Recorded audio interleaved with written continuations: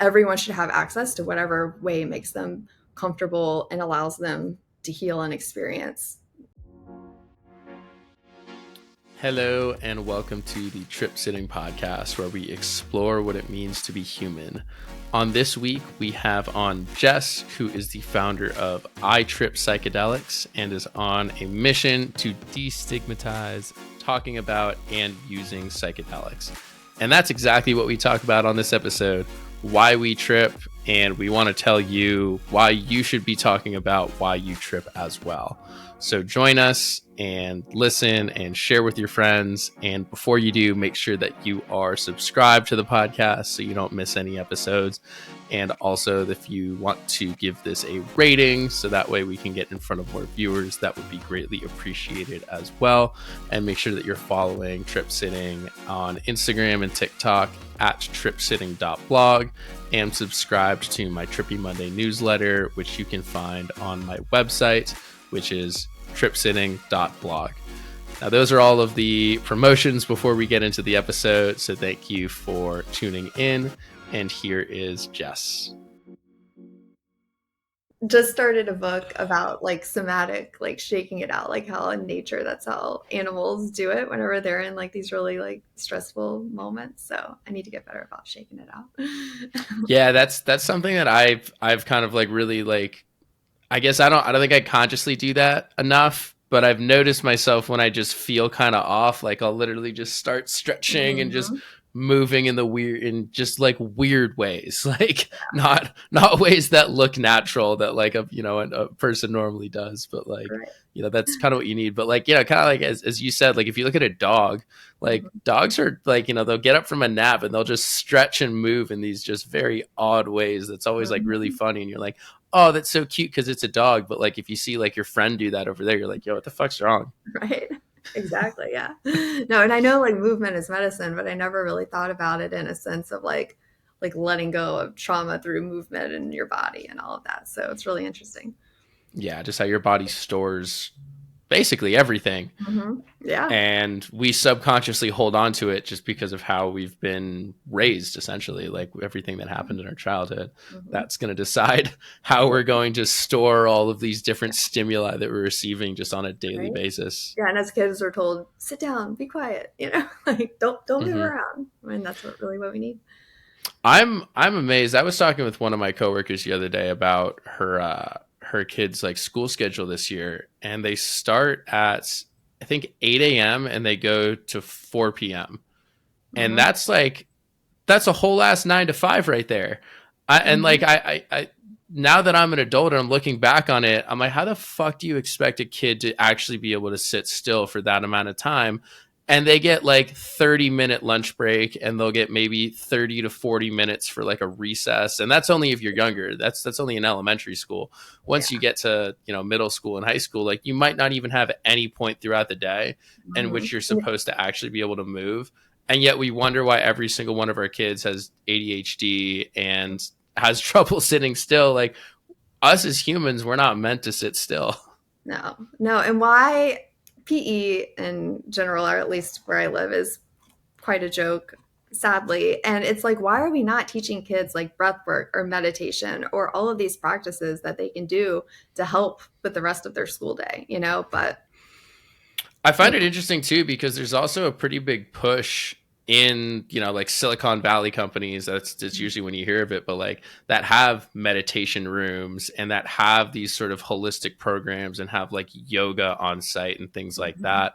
And it's interesting to see these businesses now, kind of getting hip to it. Whether or not they're doing it for the right reasons, that has yet to be seen in the long term. But the fact that we're not then actually seeing that being implemented in this, the public school system for the most part, at least I haven't heard of any of that being integrated into like part of the curriculum. Meanwhile, how many kids are on pills every day? Like it could just be taking a second to themselves, and quite literally the most kids that have ever been on pills. It just continues to climb. Yes, exactly. So yeah, why we're here, right?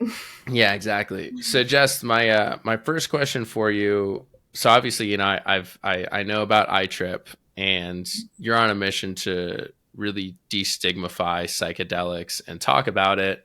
And the whole idea behind iTrip is being able to explain, why do I trip psychedelics? Mm-hmm. So, why do you trip on Perfect. psychedelics? Yeah, perfect first question. So I trip for lots of reasons, right? Like the ones that come to mind the most for me is connection. Like I had my first psychedelic experience in 2020. It was during the pandemic. We were more disconnected from people than ever. And I decided to try psychedelics for the first time. And I'm sitting there and I'm like, first of all, like, this is it. This is what's illegal. Like, this is ridiculous. But then I also just felt so connected to the people I was with and to nature. I was at the beach. And I just hadn't felt that way in so long, mostly a product of just being in the pandemic.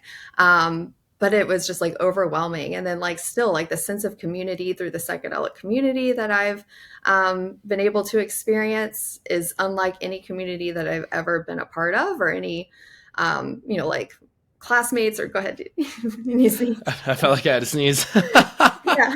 But it's just I've never felt so connected to people than I have through psychedelics. And so connection is my number one. Also spirituality. I grew up going to church in a really conservative small town, and Are you from I've Florida? never felt more spiritual than I do with psychedelics. So I feel like it just opens up a lot. I do it for well-being in terms of like microdosing on a daily, not daily basis. I probably microdose 2 to 3 days a week. For healing, it's like going to multiple therapy sessions and in one psychedelic experience. So there's lots of reasons why I trip, but if I had to pick just one, it would be connection. And I can tell you, whenever I ask other people why they trip, the number one response I get is connection. Yeah. Um, how about you, Cam? Why do you trip? Why do I trip? Ooh, I mean, to be honest, I don't think I've ever actually just directly been asked that before. But yeah, I mean, it's like connection is probably the best. If I had to choose like a single word, that's the best word, because connection also can mean so many different things. Like it's connection to myself, it's connection to others, it's connection to source, it's Mm-hmm. connection to all of these different aspects of our existence Mm-hmm. that, if you don't consciously take the time to realize that you have these connections, it's really easy to just live your life just, eyes glazed over, Mm-hmm. just kind of going through the motions. And I think that's, granted, I'm 26 years old. I realize how young and privileged I am to be able to say this, but that's how it felt like I was mostly living my life when I was, I got really good grades in high school because I was told I need to get good grades to go to college. I went to college Mm-hmm. because I was simply told I needed to go to college. Right. I was told that, oh, if you want to make it in life, like, you need to have like some sort of business background. So I got a business degree, but like at no point was I truly invested Mm-hmm. and actually passionate about these things. I was passionate about them because other people made me believe that I should be passionate about them. Right. And so during that first psychedelic experience, that was the first time in my life, actually, really my second psychedelic experience, but that was the first time in my life that I was able to actually be like the third person observer of everything around me. Like, I Mm-hmm. wasn't just reacting to everything, I was truly consciously aware of my surroundings, and also Mm-hmm. just felt so happy and joyful to be there. And like it was Mm-hmm. truly profound. And I was like, damn, I feel like I should be able to live my entire life like this. So Yeah. now I've made it my mission to try to live my entire life like that all the time. Yeah. And Oh, I that's. don't I don't journey nearly as often as I used to anymore. Mm-hmm. But I can honestly say that I live in that state way more often than I ever used to. Like I can at least connect to that probably, Mm-hmm. at least if only for a couple seconds a day, but every single day I can feel that connection, and I can feel Mm-hmm. that to Absolutely. others. And that's the what makes psychedelics different than other medicines, is you can take yourself back to that place and what that felt like, and you can integrate it into your life versus just taking a pill so you don't feel that way anymore. And I resonated with what you said. It's like, we spend our whole lives kind of like me anyway, like being resilient. Like if I just get through this, or if I just get this degree, or if I just get this prestigious job, or if I just fight through and get this shiny thing at the end of the whatever I'm going for, then like that'll life will be better, you know? And it's like it wasn't happening, right? And so then you do psychedelics and you're like, oh, like I don't have to do all of those things just because people expect me to, or because society expects me to. I can like really tap into who am I and what do I want and go after that. And like what am I meant to do on this planet? You know, it Hmm. like opens up all of that. And it's just really beautiful. Psychedelics really helped me start asking the question why to almost everything that I do, and Mm-hmm. really understanding like, okay, why am I doing this? But then like it just it keeps getting deeper and deeper and deeper until you actually get to the root. Like there's, you know, Mm-hmm. we're there's always the onion analogy. There's all these layers to peel back. Mm-hmm. And most of the choices that we make, there's, you know, it's not just as simple as like this is the answer, I'm going to go for it. Like there's all these factors that we're Mm-hmm. constantly calculating in our brains based on our previous experience, and that's how we arrive at that answer. So when I'm in that psychedelic state, I can be like, well, why do I do this? Like, I Mm-hmm. mean, sometimes it even gets really silly. Like, I'll be literally just walking down the street and I'll be thinking, like, right foot, left foot, right foot, left foot. Like, why am I, like, why do I walk the way that I walk and move my hands the way that I do that? Yeah. So, it's not always purposeful, but, Right. um, it gets you asking those questions. And I think that's important to understand the reason why you do things.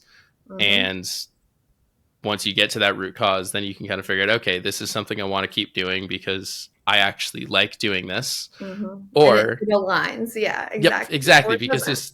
because this aligns with me, or this doesn't align. Mm-hmm. So why don't I try something new? Yeah. Yeah. And for me anyway, once I started doing psychedelics, I know you have to integrate, right? But you also are told like, don't integrate like right away. You know what I mean? Like, don't quit your job the next day. Um, so, but then like for me, like I was like, okay, I know I need to integrate, but I'm not sure when. And then it started manifesting as like physical symptoms, like where I was not in alignment. I was not happy. I was, like it started becoming a bigger problem that had to be addressed. So it's definitely like that's the hardest part about all of this, right? Is like you learn something, that's almost the easy part, and then it's like how and when to implement it can be tricky sometimes. Yeah, absolutely. So you said you had your first experience during COVID. So that was in 2020. Like, why like, how did psychedelics even come up for you to the point where you made the decision, like, you know Yeah. what, fuck it, I'm going to do this? Yeah. So I had a friend who was a therapist, and she started getting into psychedelics, and like all of us, couldn't shut up about them. And I thought she was crazy. She had kids and she was married, and her husband was doing them as well. And I'm like, you guys have kids? Like, what are you doing? You're ruining your lives. And then I saw how it started to, and also I had a dad growing up who was an addict. So I had this like whole concept of like what drug use was like, right? So, and he's great now. He's like been recovered for many, many years. But this was my experience. And so I thought they were doing something really terrible.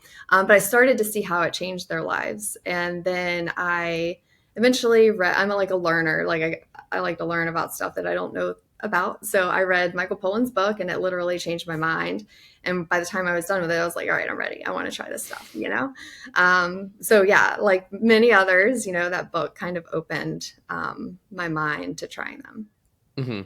So before that, had you done any like drugs? Again, I put drugs in quote Yeah. because I mean, that's I have like, like have smoked you ever weed a smoked few weed? times. Okay. Yeah, but like no matter what kind I've ever smoked, like it just makes me sleepy. Yeah. And I don't like, I mean, unless But I'm having trouble sleeping, hmm but like I just it's never been my thing. I had tried it before, but not a whole lot. but you drank alcohol though, right? Yes. Yeah. Of And course. now I can That's a say I drink drug. a lot less. Yeah. Hmm.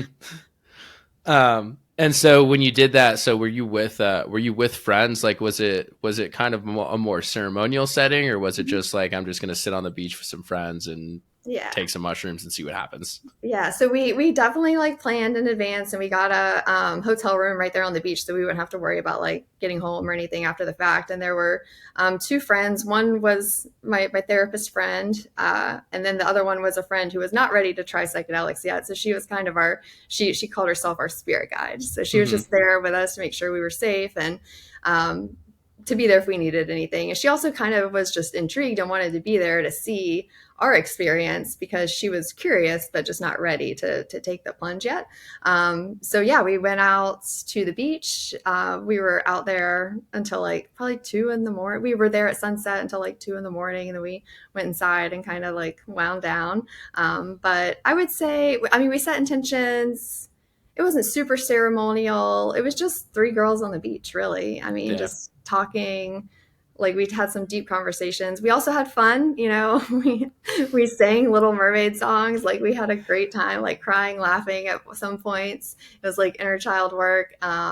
So it kind of like spanned this whole spectrum of being like therapeutic to just being like fun and like being like a kid again, you know, which I think is important Which too, is you know? therapeutic. Like Yeah. that feeling of really connecting with that inner child and just, Yeah. again, just having fun. Like I don't know why in my mind growing up I thought that like once you're adult, like just playing for the sake of playing just wasn't really an option anymore, Hmm. when it Yeah. is. It's an Yeah. option every single day. You can just do things for the sake of doing them just because it's Right. fun. There doesn't have to be a Exactly. reason, like Yeah. some deep personal reason behind everything that we do. Like Hmm. sometimes, like that, you know, again, back to asking why. Sometimes the reason can just be because it's fun. Like Yeah. that's a perfectly acceptable, in fact, probably one of the best reasons to ever do anything is Hmm. because it's fun.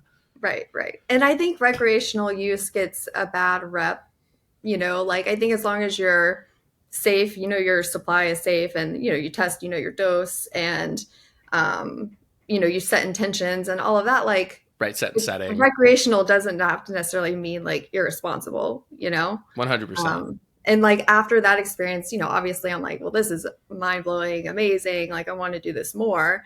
And then I started going to music festivals. I'd never been to a music festival in my life. I'm in my mid 30s, a mom, and I'm going to music festivals for the first time and like loving my life, you know? Yeah.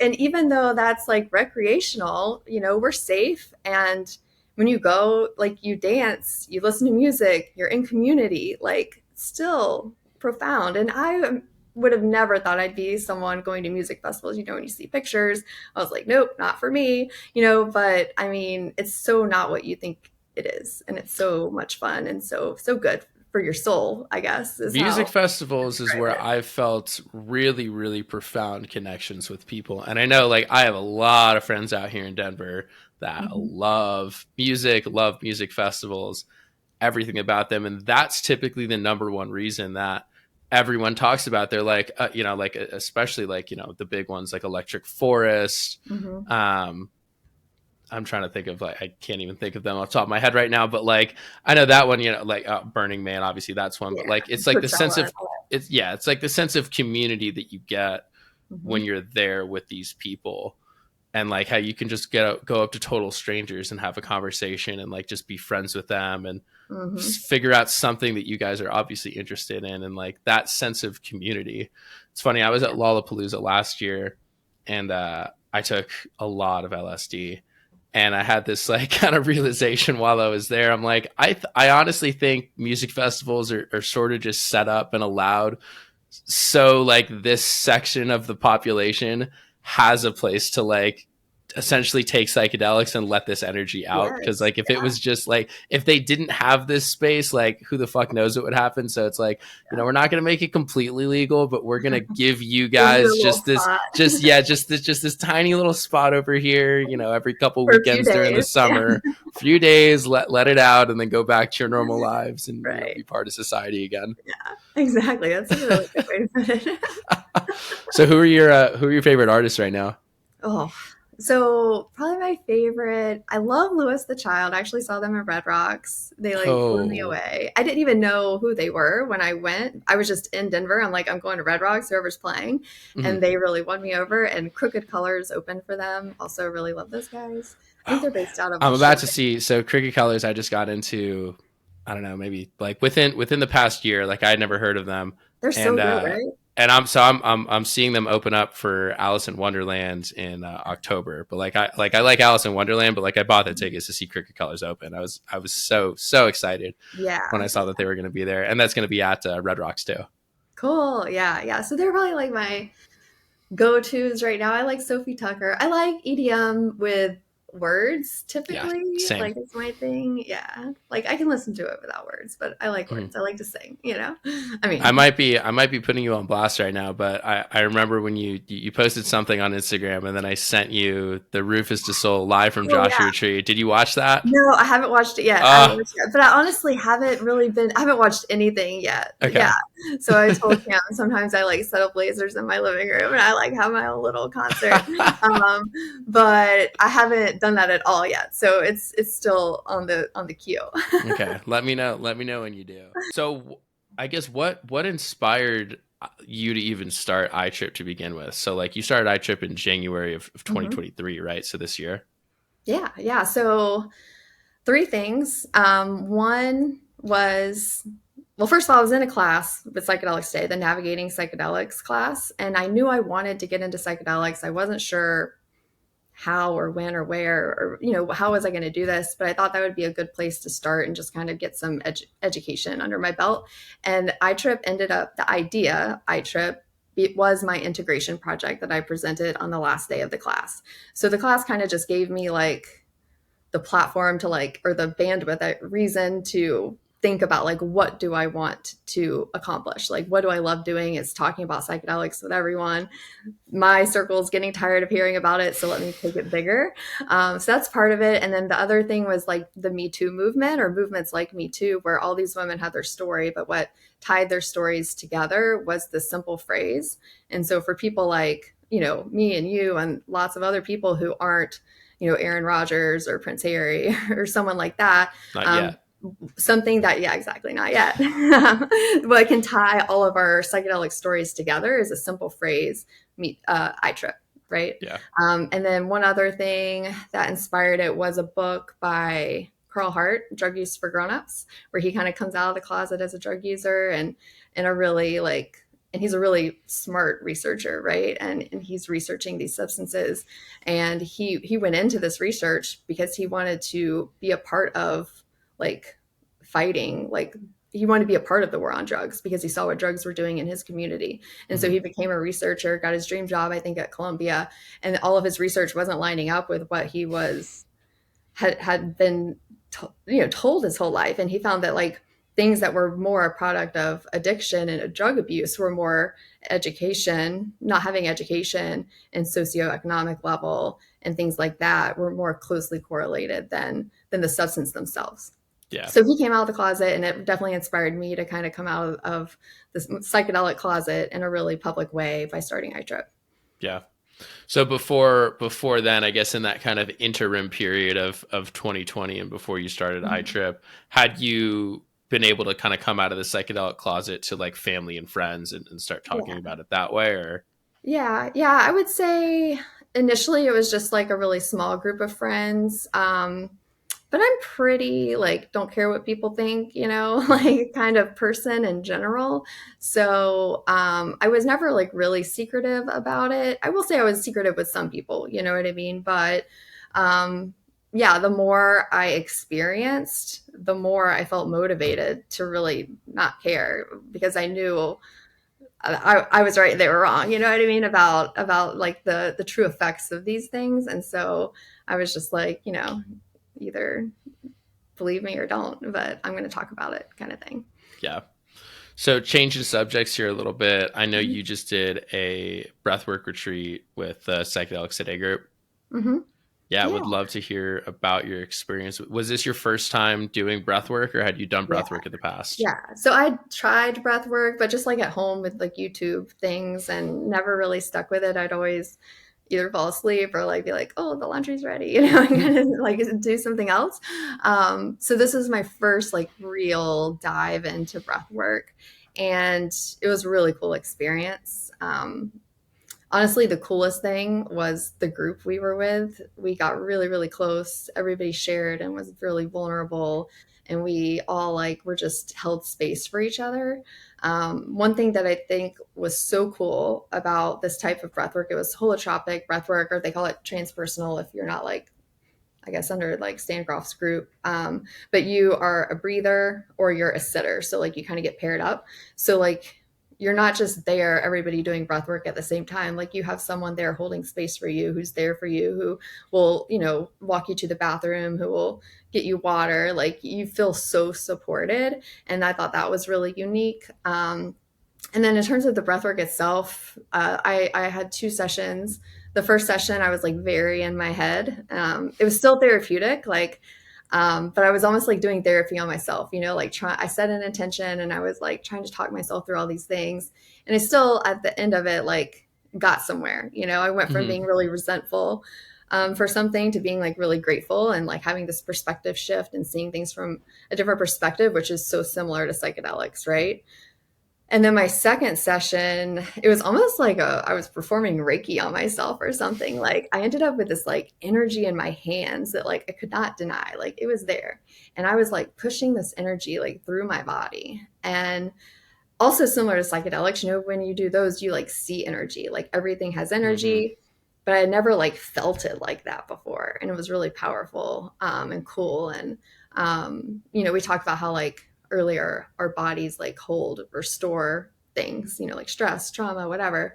And I know my body is like storing something. I don't know what it is because I'm just like, sometimes like really uptight.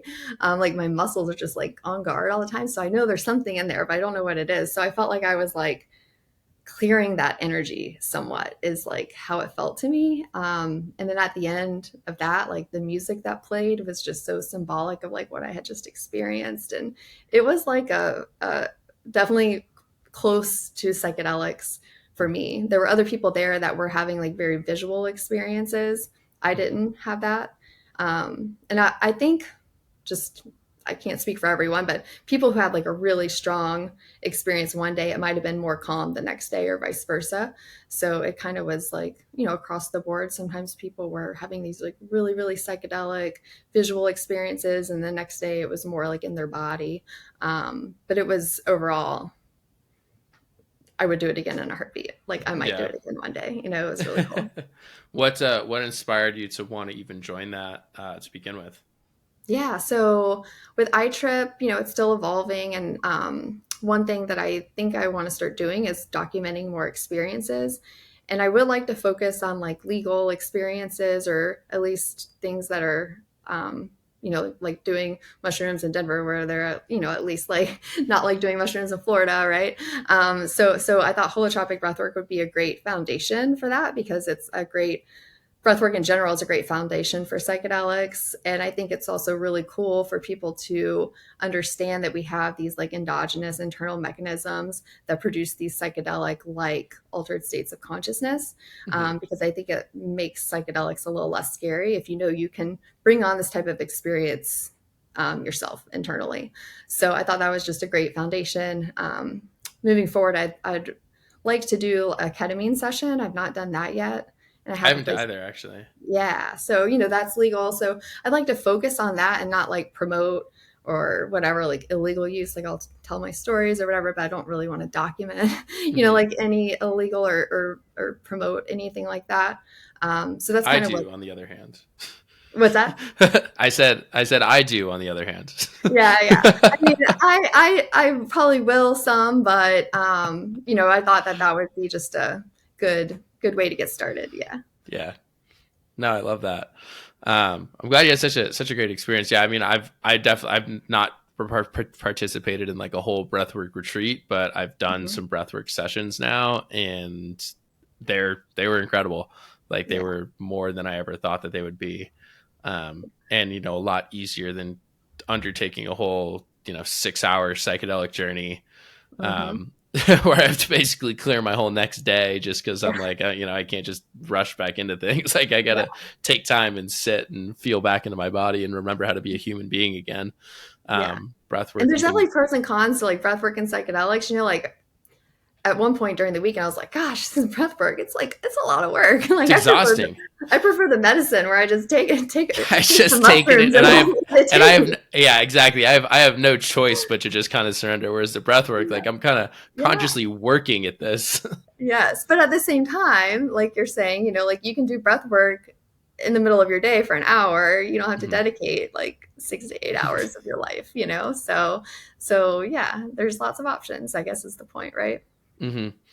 And that's how it should be. And so it's it's really really cool just seeing all the different types of people that are joining the psychedelic movement and wanting to help destigmify what we're doing, and all of Hmm. the positive um, parts of drug use. And so it's really cool, seeing you. Hmm. And I think we only met each other like really briefly at Hmm. psychedelic science, but I recognized you just because we'd Hmm. followed each other on Instagram, and so Yeah. I'm glad we were able to connect. Yeah, yeah, me too. Yeah, it was really cool too. Even at the retreat, like I was looking around the room one day and I'm like, this is so cool. Like the eclectic group of people here, like I think represent the psychedelic movement so well. Like when outsiders or people who aren't destigmatized yet, right? Like they look at psychedelic use as like hippies, like just Hmm. dirty hippies. That's the only people who are doing psychedelics, you know what I mean? And like I was looking around the room and I mean there were people like young people, old people, white people, black people, like educated people, uneducated people, like we had doctors there. We had like that's the face of psychedelics. Hmm. And it's really cool to see that starting to show through, I think, and that stigma. Psychedelics do not discriminate. I will say Exactly. Yeah. that. um, Yeah. but how this movement moves forward, though, and who ends up actually making money from it, and who ends up actually being able to, you know, legitimize it, essentially, like that is still something that we have to consciously be the stewards of and make sure that nobody Hmm. gets left behind in this movement, and that we still uphold the indigenous people that brought us this medicine. And Right. so these are, they're just important conversations to have. I don't have a solution for any of these things. I just think it's important that we talk about it again. Yeah. I don't, Yeah. I know it's you, just you important that we posted talk about something one psychedelics. That's it. day. You posted something one day about like the profit, and we hope that's not that shouldn't be the first thing that comes to Hmm. people's mind is how are we going to make money off of this? And Yeah. yeah, and it's like it's super scalable is like just doing psychedelics. Like, Yeah. Mushrooms literally grow on shit. So yeah, like, anybody can theoretically just yeah, take psychedelics, like take mushrooms yeah, yeah. by themselves and call it a day. Yeah. And Um, so, and I mean, I know we need education and we need like, people have to know, like, are they a person who should take psychedelics? There are some people who maybe shouldn't. mhm, They got to know, like, how to test their drugs. They got to know to set intentions. They've got to know set and setting. Like, there's mass amount of education that needs to take place. So is it scalable? Yes, but like who's going to pay for that? Like all of that education? mhm, Nobody if they're not going to profit off of it, yeah. you know? And so like it's just a product of the world that we live in, but I'm hopeful that ultimately, we'll have avenues for ceremonial use, for therapeutic use, and for recreational use Mhm, because I think there's a place for all of them. And there's some people who will only ever do recreational, like on their own mhm. terms in their own environment. At a And music there's some people who festival. will never do it unless they're in a therapist's office, Yeah. and everyone should have access to whatever way makes them comfortable and allows them to heal and experience. Yeah, You it's about having the options, and like, I think that in within the psychedelic community, a lot of people really do stress the therapeutic model and like the healing model and all of that. And the know? recreational is just not talked about nearly as much as it should. But, Hmm. this is about destigmatizing as a whole, not just destigmatizing because it provides healing and can help you with all Hmm. of these things. It's like, no, we should just be allowed to do this because we should be allowed to do this. And it's as simple as that. Yeah, yeah. Like I should be able to go to the farmer's market and buy psilocybin mushrooms. Like I feel like I should be able to, but maybe we're just I not I would there love yet. that. No, we're Like definitely not there hopefully, yet. hopefully Hopefully one I get day. there in my lifetime, but we'll see. Yeah, yeah. Well, Jess, thank you so much for coming to talk with me and just providing you as a person, your authentic self into this world with iTrip and helping to destigmatize psychedelics. And I guess, yeah, is there anything that you would want to share before you go, like your website, Instagram, anything you want people to Yeah. follow, check out? Feel free Sure. to Yeah. shamelessly I'm plug. on. What's that? I said, feel free to shamelessly plug here. Oh yeah, cool. Thank you. So I'm on Instagram as iTrip psychedelics, and then I have a website where I'm going to be having merch. Hopefully this afternoon, I have a meeting where they printed the shirts last week, but they should be up on my website like soon. If anybody's interested, I know every time I wear the shirt, people ask me like, "What's the deal with your shirt?" And it gives me an opportunity to talk about my intentional use of psychedelics to help destigmatize. So if anyone's interested, those should be ready soon. And yeah, that's it. Thank you so much for having me on. I really enjoyed chatting. Awesome. Thank you, Jess. Bye. Thank you. Bye. Thank you all for tuning into this episode of the Trip Sitting Podcast. And thank you again to Jess for coming on. I know you heard it at the end. Jess gave all of her info, but I'm also going to link to all of that in the footnotes of this podcast. And if you enjoyed it, maybe share a clip on Instagram, maybe share the podcast with a friend, tell the world about it if you feel so moved and inspired to. And yeah, I'd be just eternally grateful for any of that. But thank you for tuning in, and we'll see you on the next episode.